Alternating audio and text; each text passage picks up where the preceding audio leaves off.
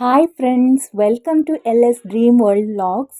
ನಾನಿವತ್ತು ಸಿಂಪಲ್ಲಾಗಿ ಮನೆಯಲ್ಲಿ ತೊಗರಿಬೇಳೆ ಸಾರನ್ನು ಯಾವ ರೀತಿ ಮಾಡ್ತೀವಿ ಅಂತ ತಿಳಿಸ್ತೀವಿ. ಮೊದಲಿಗೆ ಸ್ವಲ್ಪ ತೆಂಗಿನಕಾಯನ್ನು ತುರಿದಿಟ್ಕೊಂಡಿದ್ದೀವಿ. ಹಾಗೆ 2 ಟೊಮೆಟೊ, ಚಿಕ್ಕ ಪೀಸ್ ಶುಂಠಿ, ಕೊತ್ತಂಬರಿ ಸೊಪ್ಪು, ಬೇವಿನ ಎಲೆ ಸ್ವಲ್ಪ, ಹಸಿಮೆಣಸಿನ್ಕಾಯಿ 10, ಬೆಳ್ಳುಳ್ಳಿ ಎಸಳು 6 ಇಟ್ಕೊಂಡಿದ್ದೀವಿ. ಹಾಗೆ ಅರ್ಧ ಬೌಲ್ ಆಗುವಷ್ಟು ತೊಗರಿಬೇಳೆನ ತಗೊಂಡಿದ್ದೀವಿ. ಇದನ್ನು 3ರಿಂದ 4 ವಿಸಿಲು ಕೂಗಿಸ್ಕೋಬೇಕು ಕುಕ್ಕರ್ನಲ್ಲಿ. ತುರ್ಕೊಂಡಿರುವ ತೆಂಗಿನಕಾಯಿಂದ ಕಾಯಿ ಹಾಲನ್ನು ತೆಗೆದಿಟ್ಕೊಂಡಿರಬೇಕು. ನಂತರ ಒಂದು ಪಾತ್ರೆಗೆ 2 ಸ್ಪೂನ್ ಎಣ್ಣೆ ಹಾಕಿಬಿಟ್ಟು, ಎಣ್ಣೆ ಕಾದ್ಮೇಲೆ 1/4 ಟೀ ಸ್ಪೂನ್ ಆಗುವಷ್ಟು ಸಾಸಿವೆಯನ್ನು ಹಾಕಿಬಿಟ್ಟು, ಹಾಗೆ ಶುಂಠಿ ಮತ್ತು ಬೆಳ್ಳುಳ್ಳಿಯನ್ನು ಜಜ್ಜಿ ಚೆನ್ನಾಗಿ ಫ್ರೈ ಮಾಡ್ಕೋಬೇಕು. ಚೆನ್ನಾಗಿ ಫ್ರೈ ಆದಮೇಲೆ ಹಸಿಮೆಣಸಿನ್ಕಾಯಿ, ಬೇವಿನ ಎಲೆ ಮತ್ತು ಟೊಮೆಟೊನ ಹಾಕಿ ಚೆನ್ನಾಗಿ ಫ್ರೈ ಮಾಡ್ಕೋಬೇಕು.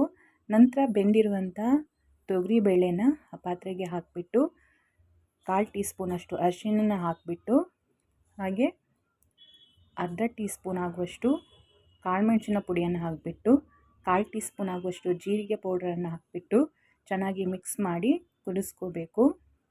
ನಂತರ ಕಾಯಿ ಹಾಲನ್ನು ಹಾಕಿಬಿಟ್ಟು ಚೆನ್ನಾಗಿ ಮಿಕ್ಸ್ ಮಾಡಿ ಕುದಿಸ್ಕೋಬೇಕು. ಕಾಯಿ ಹಾಲನ್ನು ನಾವು ಸ್ವಲ್ಪ ನೀರು ಹಾಕಿಬಿಟ್ಟು ಅದನ್ನು ಹಿಂಡಿಬಿಟ್ಟು ತೆಗಿತೀವಿ, ರುಬ್ಬಿ ತೆಗಿಯಲ್ಲ.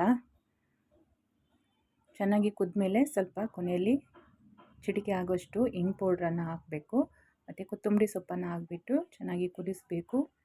ನೋಡಿ, ತೊಗರಿಬೇಳೆ ಸಾರು ರೆಡಿ ಇದೆ. ನೀವು ಇದನ್ನು ವೈಟ್ ರೈಸ್ಗೆ ಹಾಕ್ಕೊಂಡು ತಿಂದರೆ ತುಂಬ ರುಚಿಯಾಗಿರುತ್ತೆ. ಮನೆಯಲ್ಲಿ ತರಕಾರಿಗಳು ಇಲ್ಲ ಅಂದರೆ ಈ ರೀತಿ ಸಿಂಪಲ್ಲಾಗಿ ತೊಗರಿಬೇಳೆ ಸಾರನ್ನು ಮಾಡ್ಕೋಬೋದು.